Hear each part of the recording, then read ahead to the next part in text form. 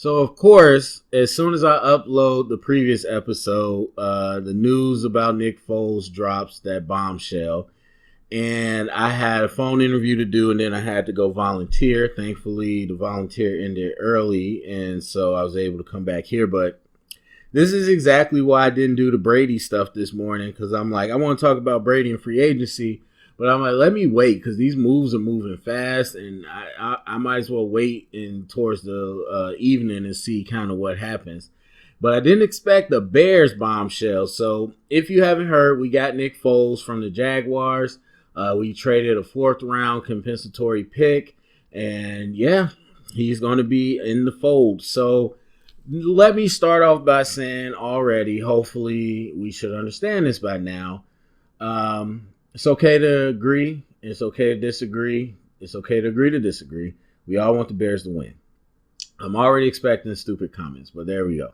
On top of that, none of us know, not me, not you, not the reporters yet know, as of me recording this right now, we don't know what the plan is. So there's a lot of speculation. Now, they could bring him in and say he's the starter. They could say it's the open competition.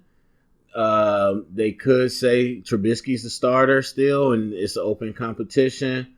It's a lot of different ways that can play out. But just putting that out there, we don't know yet what the plan is. There's a number of ways they can go with it.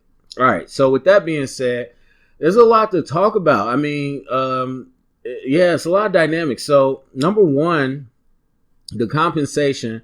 It's funny. I didn't realize you could trade compensatory picks again. Like, I remember they went back and forth about that, but I forgot that you're allowed to do that. But anyway, we trade that. And I've seen some people saying that might be a little too much. And I get it. You see a Bouye getting traded. You see Jarrell Casey, 6th-round pick. You see Calais Campbell. I think he was a 6th-round pick. Like, you see some big names for low rounds. And Nick Foles isn't as big of a name as some of these guys, but it is a quarterback. And so I understand. Now, those other guys are salary dumps a lot of times. And this technically is a salary dump because the Jags don't need him. They got a starter, and he has a big contract. So I can understand, but I don't think the compensation was egregious. So I think, the 4th-round pick for him, I'm not mad at it. All right, so now the dynamic. So I put this in the community. I was like, Pace is putting himself in an interesting corner because right now it kind of seems like a darn if you do, darn if you don't. Because you look at it and you say, okay, well, Foles could be the starter, and then it's like you got a former 2nd-round pick on the bench, and it's like, well, why is he on the bench? Could we, do something for him, get some value? Now, it's not unprecedented because we saw Mariota go through that last year, and they didn't trade him away. He didn't become trade bait, even though it was a little late in the season. But it's possible for Trubisky to just be the backup and the Bears to ride it out. But there might be some people like, well, he should be trade bait, especially if he loses early in the offseason and he's the clear-cut backup. There's going to be people that might say, okay, well, we should get something for him. On the flip side, if Trubisky is named the starter, then it's like, okay, you got a guy making a lot of money on the bench. And so there's the dynamics we know is that, number one, there's the draft status. There's players that no matter how good or bad they might be doing, their draft status dictates that you need to give them playtime. And then there's the money. There's players that make a lot of money, and it's like, why is he making that much money if he's not playing? And the problem is we have both on the team now.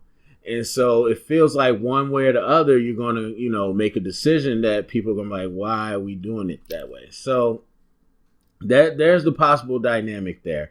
Obviously, I wouldn't say obviously, but this is a big cap hit current as the contract is currently constructed. Hopefully we'll get some more knowledge in the coming days about what they're going to do with the contract because we, like I said, we were around 11 to 14 million in cap space going into the offseason. We got rid of Floyd, but replaced him with Quinn, so we're kind of in a similar boat. And Nick Foles has a huge cap hit, so we would be over the cap currently. And so you got to believe, obviously, there'll be some restructuring going on. But maybe it's not. Maybe there's some moves on the team that they're going to move around to compensate Nick Foles. I still got to believe it's some type of restructure, especially the way Nick Foles was hurt last year. So that's what I think they'll do, and we'll just kind of see how it plays out. But this goes back to my point with Robert Quinn.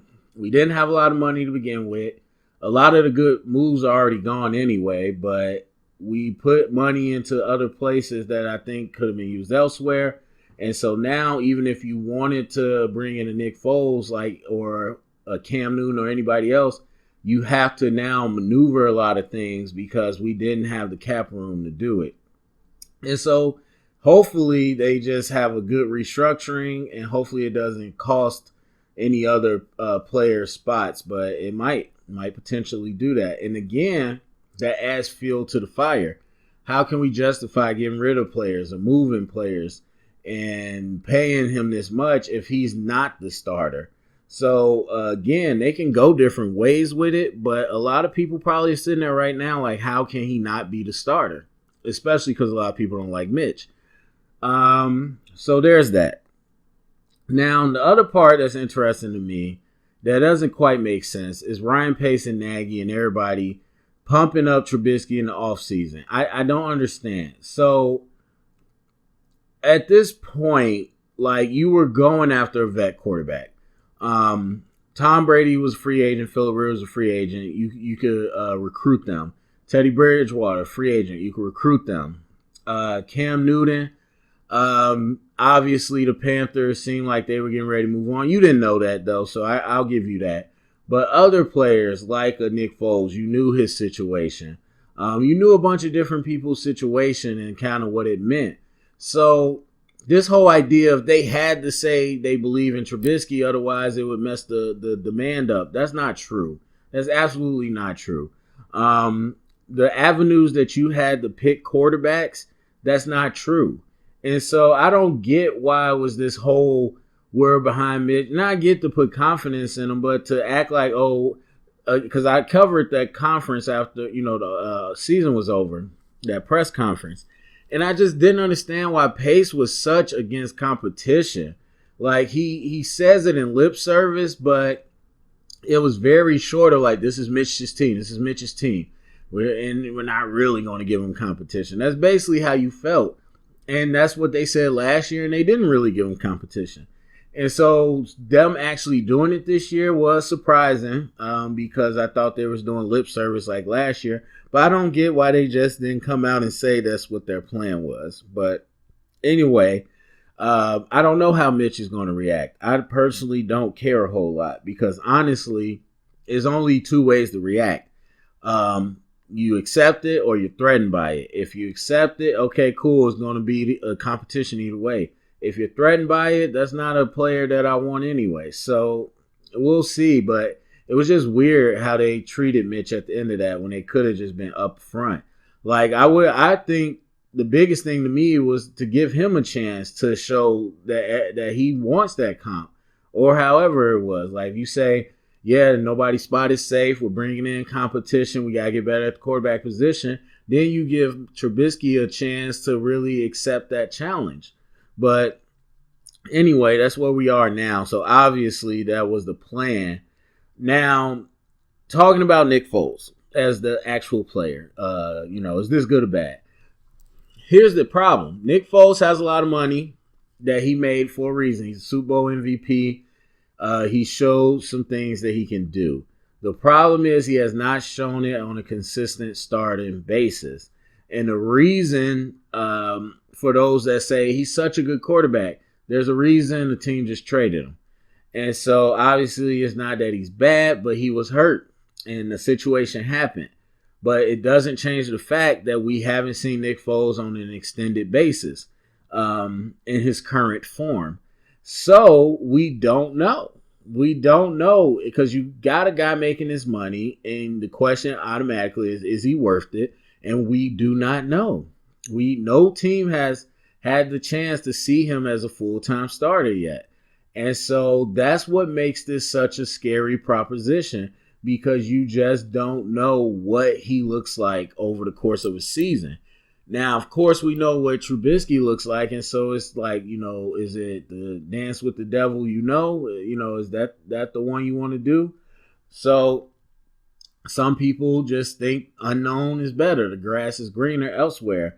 And so that's one way to look at it. But Nick Foles has a connection with the coaching staff, which is fine. That's it's cool. I think it's getting a little overblown, especially with the moves happening recently. It does help and it does mean something, but it don't always mean anything.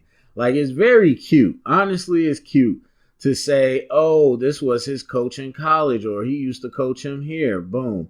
Or, oh, this was this quarterback's receiver in college. They brought him in. They're going to have instant chemistry.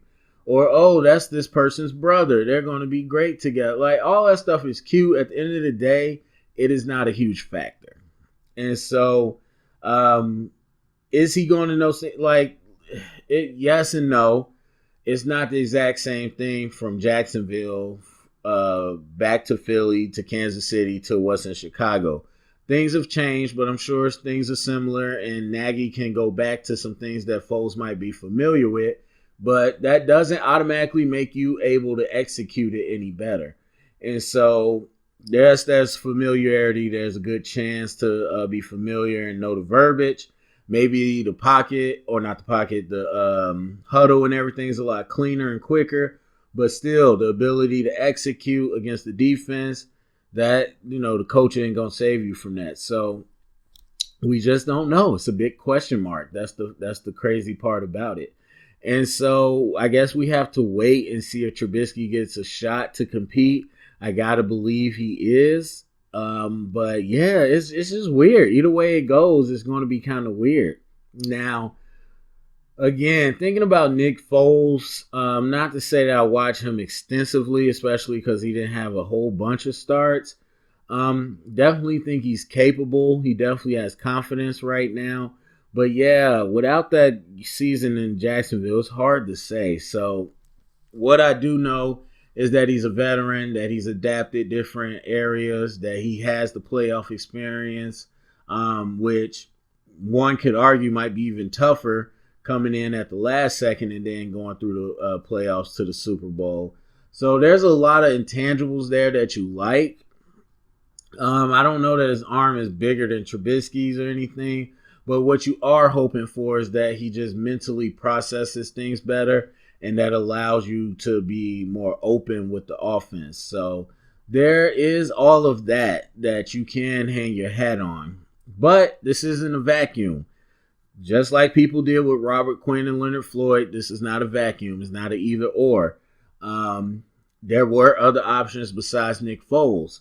So at the end of the day, I'm sitting here and I'm saying, is that the move I would have went with? Probably not. And it's mainly because of his contract. And I know they'll do some restructuring, but still, that's just, in this particular space, that's not what I would have did. I know a lot of people are real down on Cam Newton. That's fine. That's who I would have looked at. Probably number one, and then there's some other options as well. But I don't think this is a situation of plug in a quarterback and we're going to the Super Bowl. I personally don't. And I know it's the offseason. A bunch of fans going to be happy, and every move we get, they're going to be happy about, and they're going to try to claim everybody's a hater if they're not excited. That's cool, but the way I'm looking at things, I don't personally think it's that simple of a switch for us. I think there's a lot more work that we need to do.